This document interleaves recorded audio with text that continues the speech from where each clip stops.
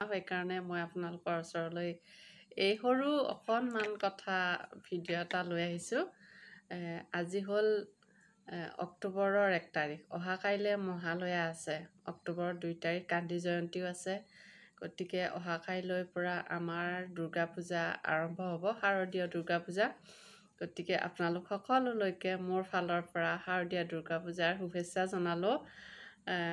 আপোনালোক সকলোৰে মনৰ আশা মা দুৰ্গাই যাতে পূৰণ কৰে, সকলো ভালে কুশলে থাকে, সুস্থ সবল হৈ থাকে আৰু মনত যি আশা আকাংক্ষা লৈ এইবাৰ শাৰদীয় দুৰ্গা পূজাৰ কাৰণে পূজা কৰে, সেয়া সকলোৰে যেন আশাবিলাক পূৰণ হয় তাকে কামনা কৰিলোঁ।